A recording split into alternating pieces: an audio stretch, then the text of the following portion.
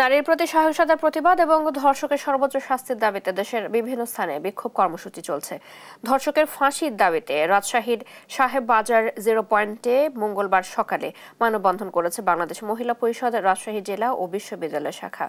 শরীয়তপুরে সকালে বিক্ষোভ মিছিল করেছে জেলা জাতীয়তাবাদী মহিলা দল। ময়মনসিংহ নগরীর টাউন হল মোড়ে দ্বিতীয় দিনের মতো বিক্ষোভ কর্মসূচি পালন করে শিক্ষার্থীরা। এ সময় বক্তারা বলেন, প্রয়োজনে দেশের আইন সংস্কারের মাধ্যমে দ্রুত রায় কার্যকরের মাধ্যমে বিচার নিশ্চিত করতে হবে। নারীদের নিরাপত্তা দিতে ব্যর্থ হওয়ায় এসব কর্মসূচিতে স্বরাষ্ট্র উপদেষ্টার পদত্যাগের দাবি জানানো হয়।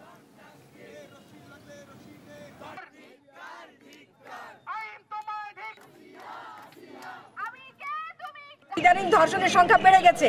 আমরা সরকারের কাছে আকুল আবেদন করব, আপনি প্রশাসন শক্ত করেন এবং দেশকে অত্যন্ত শৃঙ্খলিতভাবে চালানোর চেষ্টা করেন। এদের ফাঁসি দিয়ে একটা দৃষ্টান্তমূলক শাস্তি ব্যবস্থা করতে হবে।